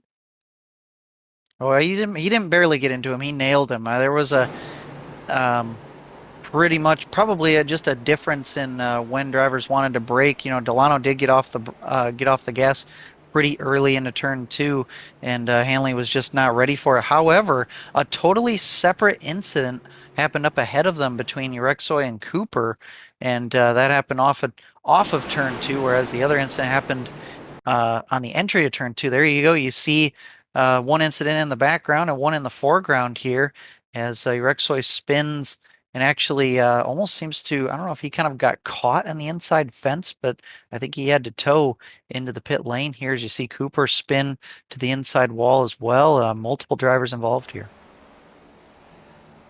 Yeah, definitely not the run that these drivers wanted to have. A couple of them already electing to take their fast repairs, so definitely not what you wanted here for this part of the race. Obviously, just now past halfway with the most recent run there underneath our 6th caution of the day. Kenny, after the runs we've seen so far, who do you got your eye on? Well, at this point, you know, I like what Harry Wills has been doing. He's been willing to really kind of test the limits and really try to make passes at any any point in the track. I kind of like that when a driver's willing to kind of try things, but to kind of know when to fight his battles as well. On the other side of that, I think Silman's got the clean air right now. She's been solid all night long. Um, and I've been really impressed with how Lilac Zier has been able to, not necessarily be in the greatest position as far as strategy, um, but has hung in there and really shown that you can have tires that are a few laps old and still hang in there in the top five. She's done a great job with her track position, and yeah, if she can get on in a tire advantage instead of disadvantage here in the second half, uh, she may find herself getting up towards the front. Yeah, obviously we've seen just what that clean air can do to a race car's performance. Looking here at the rest of the field, TJ Handley, you can see he's back on the lead lap now. Obviously, front of that car is still looking pretty pristine for the kind of damage he just gotten after nailing the back, what was that, the 38 car, Justin Delano. So thankfully for him, that car can still cut through the air. Definitely what you need with all these long straightaways here at the Pocono Raceway. Yeah, and Delano's already used his fast repair, so he's going to have a damaged race car. And your Exoy was in the pits there for some damage repair as well. And Austin, you think you can maybe catch up with TJ Hanley to find out his take on that? Yeah, definitely. Let's keep TJ up here in the booth. Hey, TJ, obviously just saw you make some contact there with the number 38 at Justin Delano. Did he just kind of check up for the corner a little bit early? No. So you meant to wreck him. You just punted him. I didn't mean, I knew I wasn't going to wreck him. I knew he had good car control, but I didn't mean to give him some contact. Okay, I got you, buddy. What's the car feel like there? Did any damage sustained after that incident? No, car feels fine. Using the stock setup. I'm not doing. I know everybody is shifting down going into 2 and shifting down going into 3. I'm not shifting. I'm able to carry a pretty good momentum in 2. I just have to back up my corners a little more than everybody else. But in 3, although I've had it really early in the run, in the long run, I don't have a lot of question of if I'm stable underneath my rear tires. It just because I don't have to like try to keep my revs up, so I'm not too worried about it. I feel like I can get these guys on a long run. I just need it to go long.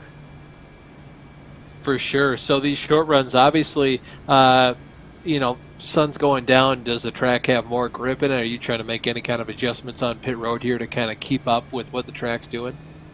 No, no adjustments on pit road. I don't know how to do any of that stuff. Just using standard stock and treating it like a fixed race. I don't know if there is getting more grip, but I am getting a little more comfortable. And as you saw, I was able to get a run and message sent to Justin and to everybody else. Don't cut me off. We're not in that point of the race where we need to give and take. It's all take and beware. For sure, buddy. Pay window is open. Points are going to be paid out pretty soon here. TJ, thank you so much for taking the time to talk to us. Good luck in the rest of the race, man. Thank y'all and have a good broadcast. That was TJ Handley, driver of that orange and white number 3 car. Been pretty good at changing up the color design on that car the last couple of races or so. The camera angle now shifts back to Cass Silliman and Lilac Zier, the front row. iRacing pace car turns down pit road, waiting for Cal Silliman to put her foot on the loud pedal. She does that, really catches the rest of the field napping, except of course for Lilac Zier. Now she's going to be able to use that draft to see if she can make sort of any kind of run here at Cass Silliman around the outside. So far, everyone kind of 1 and 2 wide for the moment. Yeah, and Emily Howe going to draft with her teammate Zier down into turn 1, and will use that to her advantage to get by Harry Wills. Wills will have to drop back into 4th place, and these 4 drivers have pretty much separated themselves from the rest of the field as we have another caution on the racetrack here. Yeah, caution once again out on the racetrack. Jeff Corolla looks like he's one of the cars involved. There was another car that just towed out of existence there before we got the camera close enough to see what those were. My blimp view is a little bit too far to see that. This is the replay, though, of what happened. There's Jeff Carollo, the pink car. We're going to slow it down here so we can see what's going on. Oh, man, Mark Redford into the wall. Yeah, you actually you have to go back beyond that sort of because Carollo actually got into Redford first, and they kind of bounced around, and so Carollo actually hit Redford into the outside wall, and then Redford came back across um, and back into Carollo, which causes, so you see up off of turn 2, they get close, and then right there, Carollo moves over into Redford, and that bounces him off of the wall, and back into Carollo, and that's pretty much going to be day over, at least competitively for Redford, being that he has no fast repair, and Carollo may be out of fast repairs as well. So those are two very heavily damaged race cars. Yeah, Mark Redford is manually disconnected from the session, so definitely day done for him. And unfortunately, Jeff Carollo already used his fast repair. He is lacking a front fascia, so that car definitely going to be down on quite a bit of speed. And man, cautions breed cautions. That one coming out rapid succession compared to the last one. And not much you can do there if you're Mark Redford, kind of just minding your P's and Q's there up on the high side, especially when you get kind of doored going down the straightaway. It's quite surprising. Yeah, and we talked about how free Jeff Carollo's car has been all race long, and he's never really looked that comfortable out there, and that kind of shows that he just seemed to be kind of unstable going down the backstretch, and when you're racing so close to each other, uh, any little minuscule movement or miscue can potentially cause problems. So unfortunate for both of those drivers, but it looks like a bunch of drivers coming down pit road. Not everyone, but it looks like the leaders coming down: Silliman, Zier, Howe, Wills, Timms, Mailing, Hanley, Delano, Cooper, Carollo, and Casey all in the pit lane, and Martinez, Kulaga, and Neubauer decide to stay out this time. Yeah, some of those Vulture Motorsport cars electing to stay out on the racetrack here and see what they can do with this newly found track position. And Kenny, I kind of got to wonder too. We're getting into the meaty part of this race where you're probably only going to need maybe one stop more on fuel to finish this thing. I don't know if maybe this is the Vulture Motorsport cars kind of electing to stay out there on the racetrack and pit one lap later compared to everyone else. Maybe they think there's going to be more cautions and they're just going to try to stretch it out on fuel.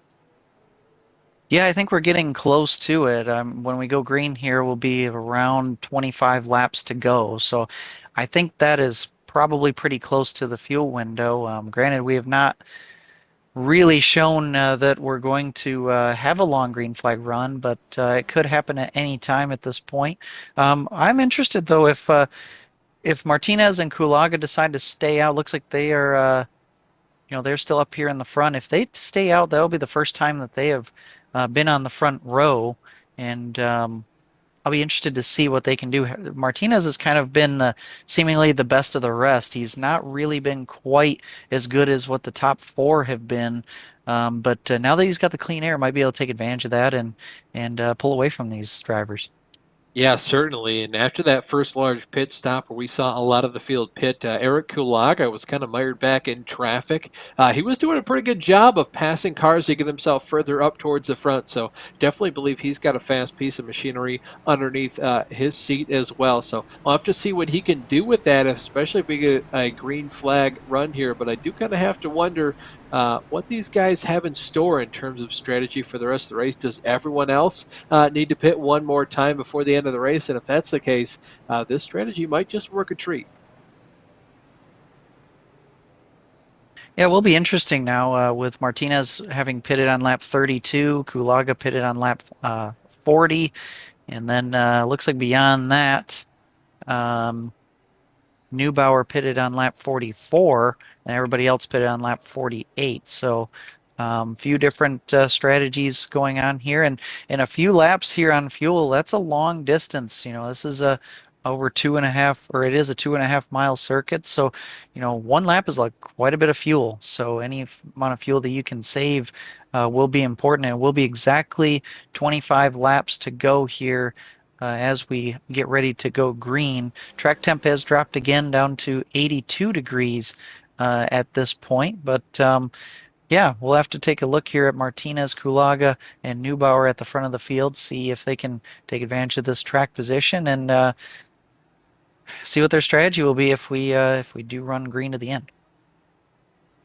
Yeah, and how about this run here from Neubauer, Cooper, and Delano? Those drivers obviously all deciding to stay out here underneath this most recent caution. Curious to see what their cars can do now that they're up towards the front of the field once again. We'll also have to keep our eye on the early leaders in this race, of course, being House, Silliman, Zier. Those three drivers currently lined up 8th, 9th, and 10th. So we'll have to see just how fast they can make their way up through the field.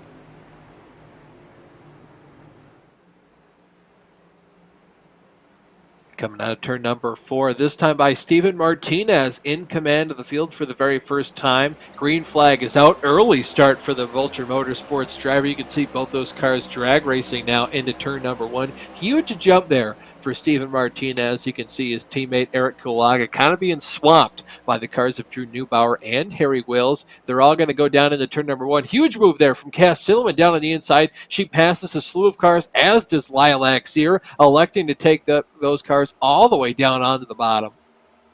Yeah, I was wondering if Wills was going to be able to make the outside work there against Kulaga. Not quite able to do so. He'll have to file into third place. We're 3 wide going into turn 2. That's Delano side by side with Zier. Oh, and one car's up into the Cooper fence. goes for a spin.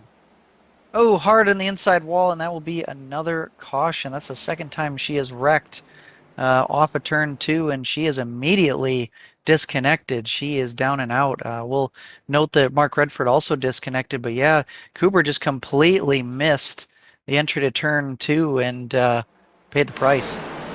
Yeah, we're going to get a replay of it here. Obviously missing the entry, then bouncing off the outside retaining wall, and really smacked the inside wall a ton. I don't think she could possibly have moved that car. Obviously would have been dog track and lots of suspension damage. And unfortunately for her, I believe she was already taken out by a car earlier in the race. So definitely her day done. But obviously Vulture Motorsports drivers currently 1 and 2, so doing a great job on their part.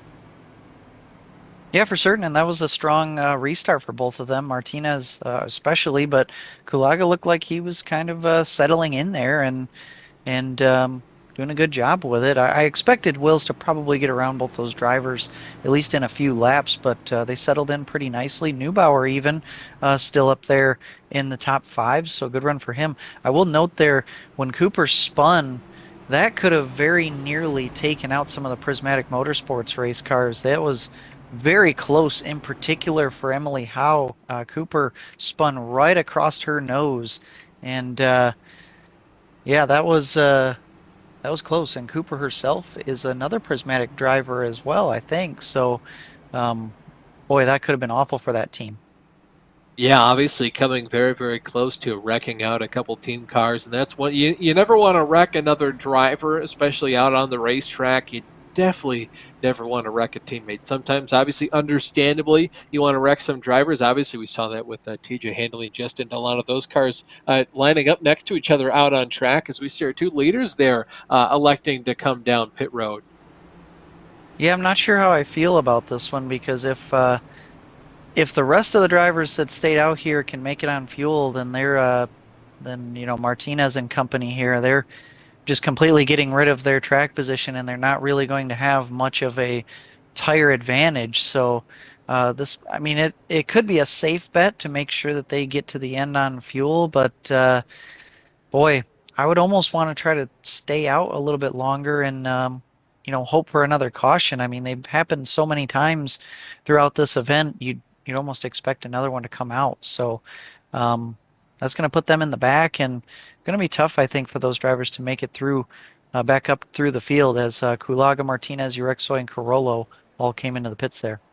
Yeah, certainly right. Completely agree with you there, Kenny. Obviously, we've seen so many cautions this far into the race, just about one every 5 or 6, maybe 7 laps. So definitely you can kind of bank on another one coming out to kind of finish the race off. I don't know if this is because these drivers now believe they can finally make it on fuel the rest of the way, but definitely I'd rather stay out and kind of use that track position to my advantage. And then after a couple laps, maybe 10 or so, then you say, well, the tires are a bit shot by now, so I'll just pull down pit road, especially, the track's cooling off. And we saw earlier, tires don't mean a whole lot on these cars, but obviously very setup dependent too.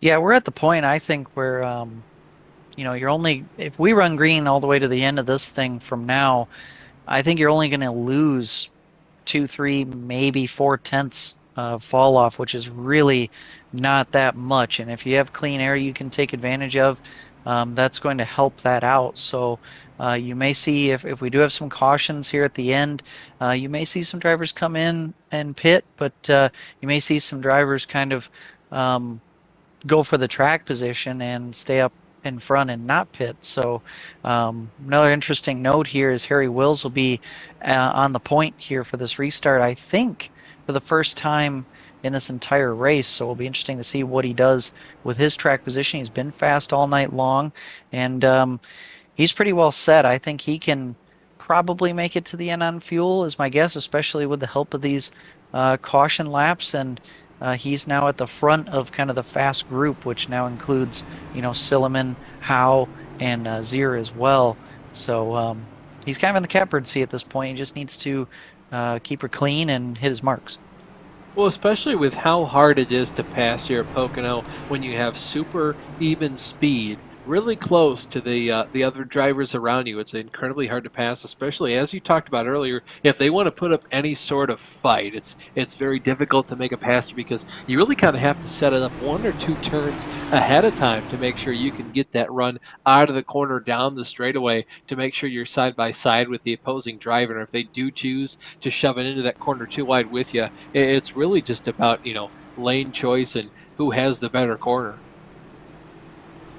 Yeah, it really is. And one thing, though, going for some of these drivers like Silliman, Howe, and Zier, they've done a really good job working together, kind of drafting with each other, kind of hooking up on these restarts, and that has really helped. It's made life difficult for drivers like Wills when they don't have drafting help on that front stretch. We'll have to see what happens here on this restart. But when those prismatic drivers get lined up, they really make the best of it. They've been helping each other out a little bit, kind of giving and taking, and been making life a little bit easier. And it's always nice when you have teammates to race against up front.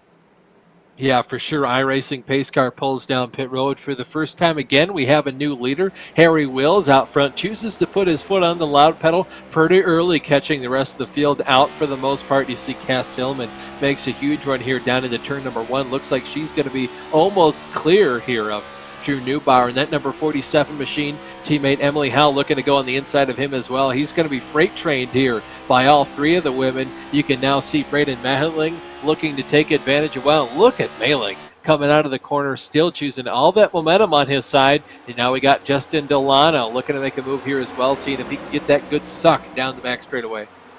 Yeah, I think Neubauer got really out of shape there with Howe, I think it was, trying to pass him as they maybe made contact in turn 1.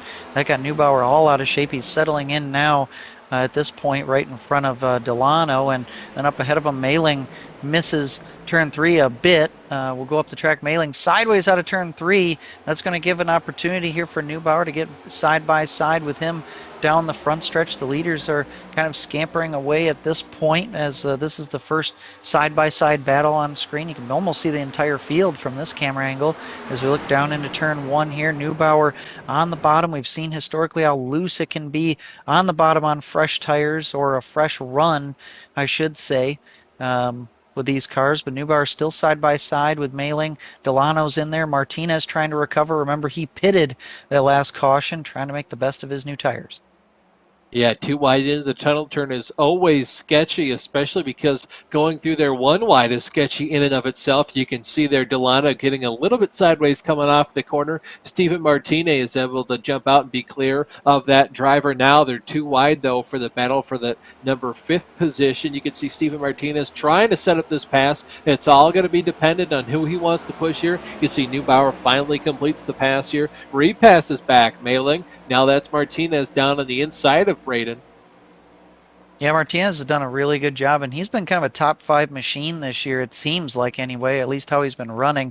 As both of those drivers, Neubauer and Maheling, go up the track in turn one. They both miss it, and Martinez will take advantage of Mailing. We'll see if he'll be able to get by Neubauer. He does not. We'll still have to file in behind as Delano is now settled in behind Martinez, and his first side-by-side battle is now Kulaga with Dean Timms as they battle behind TJ Hanley.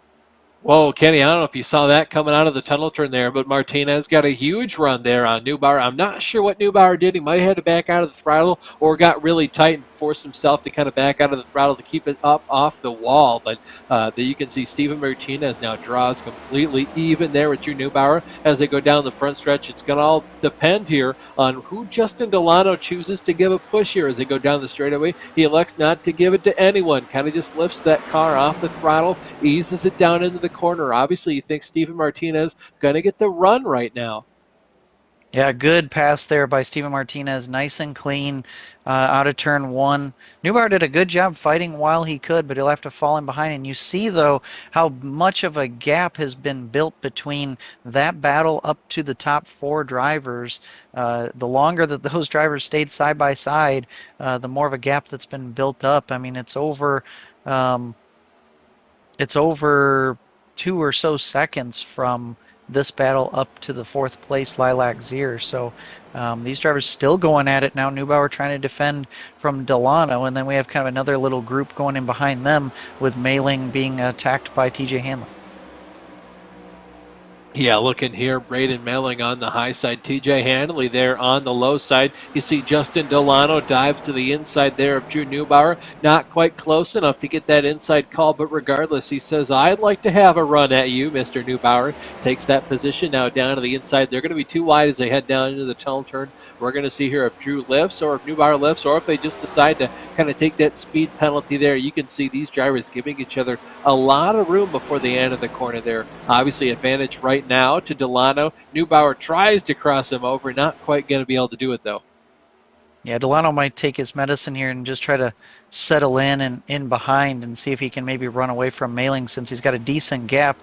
Ooh, near contact in behind him between Hanley and Timms. Timms is going to shoot around the outside, and maybe Hanley got oh yeah, Hanley completely missed turn 3 on entry, and that will lead to Timms gaining that spot. A good move by Dean Timms, and now Hanley is trying to battle here with Kulaga for the last spot in the top 10. Yeah, the camera now shifts back to Justin Delano, who's been able to retain that number 6 position just ahead of the number 47 car, Drew Neubauer. They right now chase each other down the back straightaway through turn number 2 and then down the short chute. Currently, Harry Wills is out front with a 1.7 second lead over the number 25 car of Cass Silliman. Next up, rounding out the podium is Emily Howe in the number 83 machine, and then Lilac Zier in 4th. Steven Martinez rounding out the top 5. So far, there's no really close battles on track for any of these positions until you get back down deeper into the field. The cars get closer and closer for a little while. You can see this is the number 46 car driven by Dean Timms. Yeah, Harry Wills has done a very good job out in front building up that that gap here as we're inside. We're actually right at 15 laps to go here. We're looking at Dean Timms as he is racing around Braden Mailing there. That's for the 8th position. Looks like he will take that. We're looking again at the leader, Harry Wills, all by himself here, just trying to hit his marks and make it to the end of this thing. He obviously does not want to see a caution. We have 2 teammates here, Silliman and Howe, going at it for 2nd and 3rd, and then a little bit of a gap back to Lilac Zier in 4th place. Ooh, near contact in the outside wall there for the 89 car. And then an even larger gap back to Steven Martinez in 5th. Now remember, Martinez does have the freshest tires out of all these drivers and the most fuel on board as well. So just in case, for some reason, if possibly the leaders would be short on fuel, Martinez would be in the best shape as far as fuel mileage and tires goes. So it will be a driver at least to keep an eye on here. Yeah, side by side. This is a battle right now for that number 9 position. You got Eric Kulaga, the number 66 on the inside, Braden Mailing on the outside. Looks like Eric Kulaga will be able to make this pass pretty handily right now, move himself up into 9th position. And Kenny, he was one of the drivers that just went down pit road with Steven Martinez underneath that most recent caution. So both of those drivers with the freshest tires and the most fuel. Yeah, it does definitely show, though, with how slow the progress has been for those drivers, how there's not been that much tire fall off. And granted, again, we have not had very long uh, green flag runs tonight, but even then, so just not a whole lot of fall off. Right now, Harry Wills, the leader, ran a best lap of a 53.94, and he just ran last time a 54.16, only a couple tenths off. It's really not that much thus far as we're getting nearer to the 10 lap to go mark. Yeah, looking here, the driver to number 78 car, John Casey. He's had an up and down race, running pretty good earlier in the race before he was involved in an accident coming out of turn number 3, I believe. Got his faster pair. Whoa, TJ Handley up into the wall. Obviously, TJ's car getting tighter and tighter there, making just a little bit of a mistake there coming out of turn number 2. Yeah, Casey trying to salvage maybe a top 10 finish there, and Hanley trying to do a crossover on him as, driver in behind them, really loose off of turn 3. That's Carollo. He's going to spin into the pit lane, and that should not bring out, that should not bring out a caution. He should be good to go, and we will definitely stay green. So you see all the damage already on Carollo's car. He did not get that damage just now. He's had that on board, so just a rough day for the 52 car, but he's at least able to allow the racing to continue under green flag condition. So we go back to the side-by-side battle between Hanley and Casey again. This is for 11th. Yeah, and Kenny, obviously one of the things that always kind of shocks me is how far these drivers are apart from one another as they enter these corners. Usually, if this were kind of an NIS open or a fixed race, you'd be right on that guy's door entering the corner. It kind of maximize your turn in and exit speed. Yeah, I'm not sure if it's intentional, if they're trying to give each other room, or if it's just drivers kind of just missing their marks. I've seen it quite a few times here in this race where drivers are just I don't know if they're mirror driving or just having a hard time picking up their entry or braking marks, but they really struggled to be consistent with hitting the corner entries here. And I did notice there while we were watching that battle between Hanley and Casey, Casey blinked out, lost connection for nearly half a lap, so we'll have to monitor that as Hanley gets back around for the 11th place. We're taking a look now up towards, looks like that's Dean Timms. Yeah, Dean Timms in 8th place ahead of Eric Kulaga. And again, these drivers just trying to gain their consistency on corner entry, especially in turn 2. It's really been a bugaboo tonight. Well, Kenny, especially here at Pocono, it's very hard to kind of find those braking markers for these cars, and especially because these cars have a lot larger brakes, more stopping power than we've ever had at Pocono before. So you're kind of retraining your brain to come up with those different braking markers. And Pocono has always been one of those tracks where you do actually use braking markers. Usually, a lot of the time on ovals, you kind of just do it based on feel, sense of speed, especially with the rhythms that the car is pulling. It just puts a noise into your ear. You kind of know when to back out of the throttle. But Pocono has always been one of those tracks where, apart from turn number 2, it's all pretty much about looking for different markers on the track and using that to choose when to decelerate the car. Yeah, and I think the tricky part is you have 3 different corners here with 3 totally different braking points, and also if your car's differently too. Well, exactly, and if your car's driving free too, you might be hitting your mark just right, but if you're hitting the brakes too hard, you have too much rear brake in your car, or if you're just straight up loose, that can cause your braking distance to be a lot longer, and you might actually hit your braking line exactly where you're wanting to, but you might still fly through the corner because you can't hit the brakes as hard as you want to without spinning the car out. And that may cause you to kind of go up the track just because you're trying to keep the car under control. And if that happens, you need to just back up that braking line, maybe put some more front brake into the car, and continue on and kind of compensate for that. But I've seen quite a few cars with a loose condition, and that could always be making the cars feel really uncomfortable on corner entry. Well, that's a great point too, Kenny, because you can also miss the corner completely, even if you do hit your braking marker, if the car is incredibly tight, because that's just going to allow the car to plow, and you will not get that car to turn back down the racetrack. But of note, though, looking at the interval between our leaders, you got Harry Wills. He's currently 2.3 seconds up the track ahead of Cass Silliman and Emily Howe. Just about one lap ago, that was 2.5 seconds. So I don't know if that was maybe some drafting going on here between the teammates. You can see that's what I'm talking about. You got Howe going all the way up to the rear bumper of Cass Silman, just giving her a little bit of a push there into the tunnel turn, kind of maximizing that straightaway speed. Harry Wills, though, obviously stretching the gap back out now to about 2.4 seconds. So could just be, some inconsistencies in the race car and his driving line.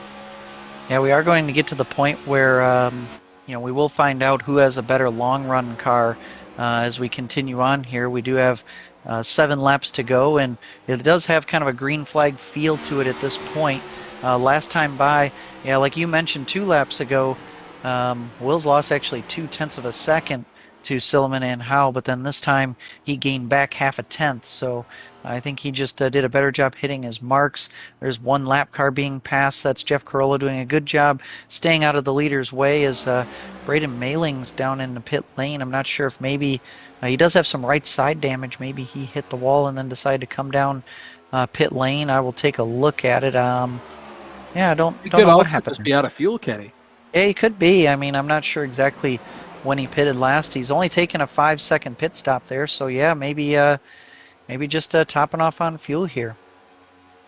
Yeah, topping off on fuel and pitter patter. Let's get back at it. They're out on the racetrack. Obviously, this being a longer track, you can afford to make a pit stop and not go 1 lap down like you would at more of maybe a 1.5 miles, or especially a short track. But you really don't want to be in the pits for longer than you need to. We now eclipse the 6 to go lap here. Harry Wales still losing a little bit of time here to the 2 teammates there of Silliman and Howe. Obviously, I don't think they're catching him fast enough for them to be a factor here for the win before the end of this race, but anything can and will happen. It could all just be setup dependent. Harry might have kind of ground down those tires a little bit too fast. Whoa, Silliman loose up into the wall. Yeah, both of those cars got up into the outside fence just a little bit, and it looks like maybe we'll see if Silliman allows Howe to go by here. Looks like she will. Wow, Howe is just completely yawed out. Both of those cars look very loose through turns 3 there. Looks like Silliman will allow Howe to go by and see if she can try and catch up to the 95 car up ahead, but both of those cars look quite loose right now as they now go into turn 1. We're looking now at Martinez here as he's behind Delano. That must have been a change for position. Delano's gotten around Martinez. Steven's got a lot of damage on that right side of his car. He might have gotten up into the wall there, forced to check himself up pretty heavily. Yeah, that car handling pretty evil right now for him. Obviously very tight. Yeah, it looks like last time by out of turn 2, he got into the outside fence, and Delano was right behind him, so he was able to take advantage and put himself into the top 5. So a good recovery from Delano. Remember, he got spun a little bit ago, so a good recovery. Yeah, good recovery for him. Taking a look at a battle now for 8th and 9th place. This is Kulaga trying to attack Drew Neubauer. Remember, Drew Neubauer is got the oldest tires out of everybody out there, pit on lap 44, trying to salvage top 10 here. He's done a good job keeping his car clean and defending his position. Well, man, Kenny, the drivers in 2nd and 3rd place, I'm just watching the chase cam here on Cass Silliman. They are sliding all the way through these corners. Obviously, you can see they've kind of burned through their rear tires. They've lost a couple tenths down to Harry Wills. They're just trying to give them everything they've got before the end of the race, and Harry's got to be loving this because he is pulling away. Yeah, he pulled out an extra 2 tenths plus that last lap, and yeah, I think you do want a looser car, but yeah, these drivers in 2nd and 3rd place, yeah, they've gotten to the point where they've just burned the rear tires away, and it brings me to think like kind of a what if game here. If we would have had some full length green flag runs, how loose they actually would have gotten, because this is going to be near a full green flag run, but I don't know if they're going to go the complete extent of their fuel. And wow, yeah, Silliman and Howe that time nearly up into the outside fence coming out of turn 1. And they're going to catch up to a lap car, Braden Mailing, and the leader Harry Wills has already gotten by. He has clear racetrack up ahead, and he will approach 3 laps to go here. Yeah, looks like Silliman's car a little bit more to her liking. She's not as slideways coming up off the corner, but to Howe's credit, Silliman hasn't really been catching her by too much of a clip here in the last couple laps. And obviously, you look at the gap back to Lilacs here; it stayed about pretty even between Delano, Zier, and Martinez, but Zier obviously falling quite off the pace compared to the cars of Howe, Wills, and Silliman. Yeah, and I think she's dealing with a loose condition as well, and she's been kind of just in her own little world, own pocket of space here in 4th place for quite some time, but going to be a solid run for her. Now, Delano, I don't think is catching her, has actually lost 2/10 to her last time by, so the top 5 is pretty well set as long as Howe and Silliman don't get into a battle, which they might, as we are going to approach the white flag lap. If we can get the white flag, we will not have any more restarts, and this is what the flag that Wills is looking forward to, because this means he can retain the gap, as it looks like he will get that white flag. Yeah, he's just been nursing that car home the last couple laps, and as ill-handling as the cars have been for Howe and Silliman, Harry Wills has lost a 10 since the last time we brought up that got back to the rest of the field here, and Kenny Harry's just nursing that car around. At this point, he can afford to give up 2.3 seconds and still win this race. So if you're Wills right now, you're just kind of babying this thing around. Yeah, he's going to just try to get to the checkered flag here, and could potentially have a battle for 2nd place between Silliman and Howe. They've been playing nice pretty much the entire race, but now they're just going to go for 2nd if they can. But Howe with a decent gap over Silliman for 2nd and 3rd, but we're taking a look at Harry Wills here as he will come around turn 3, and Austin, you can bring him on home. Yeah, Harry Wills coming out of turn number 3. What turn 4? We're at Pocono Raceway. Harry Wills super loose coming off turn number 3. Doesn't matter, though. He takes the checkered flag at Pocono. Emily Howe comes home in 2nd. Cass Silliman brings it home in 3rd to round out the podium. It's going to be a while before the next car crosses the start-finish line. What a race there. Harry did an amazing job today. Yeah, he did for sure. It was nice to see his drivers have a decently long green flag run at the end, and really, I think Harry Wills he got the track position at the perfect time. He finally got to the lead on a restart that happened to be the last restart, and also when he had played the correct strategy at that time too, having relatively new tires underneath him. So it seemed like he struggled in traffic at times, but he played the smart game, chose his battles correctly, and it all paid off for him in the end. Yeah, going through the rest of the running order here. Most of the cars have crossed the start-finish line, so the results should be official. Obviously unofficial until they get officially released here by World Series leagues. But as it stands right now, Harry Wills is your winner. Emily Howe comes home in 2nd position. Cass Silliman rounds out your podium here. Lilacs here finishes in 4th. Justin Delano, what a comeback from him. Comes home to round out the top 5. Stephen Martinez comes home in 6th. Dean Timms finishes 7th place. Eric Kuwaga comes home in 8th. TJ Handley in 9th. And Drew Neubauer going to round out your top 10. Final car in the lead lap was Errol Urexoy in 11th. John Casey ends up 12th place. Braden Mailing is 13th. Jeff Carollo is 14th, 7 laps down. Judith Cooper, and she's the first of the drivers that disconnected early. Judith Cooper ends up 15th. Mark Redford in 16th. 17th is Henry Windham. And finally, we have Saoirse Fitzpatrick in 18th. Kenny, that was quite the race from start to finish. We had a lot of cautions there in the middle, but it definitely turned back to more green flag racing at the end, and I'm sure we're all thankful for that, because that was some incredible racing there all the way down through the field, especially there at the end. Pretty close battle there between the two prismatic cars for the rest of the podium positions. We're going to wait for some more drivers here to enter the interview waiting room, especially to give our leaders some time to celebrate that win. Yeah, and I'm seeing in the driver's chat, it looks like Lilac was wondering if Harry was going to run out of fuel there. So it must have been pretty close between those drivers. So, um, man, it would have been interesting if we could have gotten a green flag run of a little bit longer to see if maybe some pit strategy was going to come into play or maybe some fuel saving. That always seems to happen at Pocono and nearly did tonight as well. But it looks like Wills really didn't slow down his pace much, so he was able to make it all the way to the end, driving pretty much at full bore. Yeah, obviously not too many concerns out of his rear tires. I mean, kind of just nursing that thing home with all the speed he had in that car.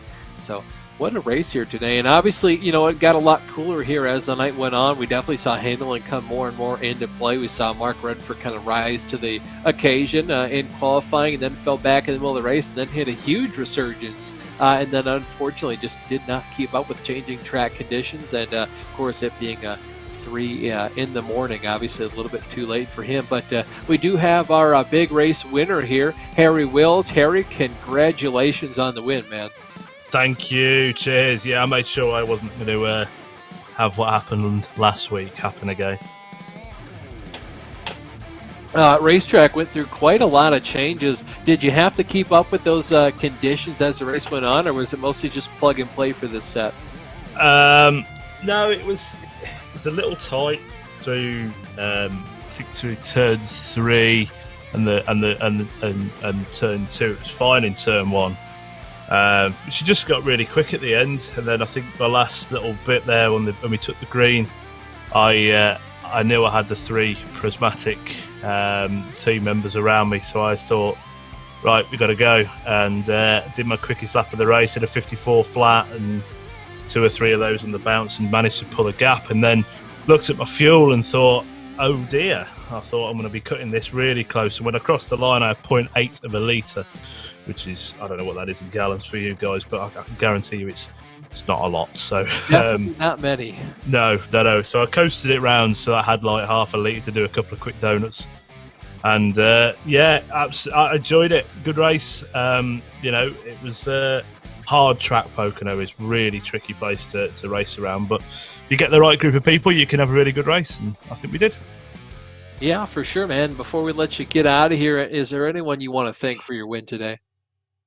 Just you guys for putting on a show, all the drivers for turning up and taking part in the series, my admin team for helping run it with me, and yeah, enjoyed that one. It's hard work, but yeah, it was good laughs. So no, guys, thank you very much. Yeah, thank you so much for your time, Harry. Once again, congratulations on the win, man. Cheers, thank you guys, have a good evening. That was Harry Wills, your big winner here tonight. We're going to wait for the rest of the people to cycle on in here. It doesn't look like anyone else wants to talk to us, Kenny, so we might wrap things up here for tonight. Yeah, maybe give some final thoughts here. You know, just with Harry, I think he just had his car was the best at the right time, you know, and on top of that, had the track position at the right time. So I think that everything kind of just fell into place. Like I said, the first half of the race for Harry, maybe not the greatest, kind of marred back in traffic and just had to be smart, but the second half of the race got into the lead at the right time and just took full advantage of it. Yeah, that's right. Well, no one else has hopped back in here, so as is tradition, we're going to go through the updated points before we say goodbye to you folks at home. Harry Wills, with his win, takes home the lead in the championship standings. Lilac Sear is now in second place. Pretty big gap here back from Lilac to Justin Delana, who's going to be in third place right now. Obviously, unofficial results for the moment. Cass Silman in fourth, Dean Timms in fifth. You see Stephen Martinez doing a great job. And how about Emily Howe using that good run today to get all the way up into seventh in points. But Kenny, we're going to thank our sponsors before we say goodbye to the folks at home. We'd like to thank, first off, SIM3D. They're a UK-based business specializing in high-end bespoke sim racing hardware. You can go check them out at sim3d.co.uk. And secondly, Go for the Gap. We want to thank Cami Sturch.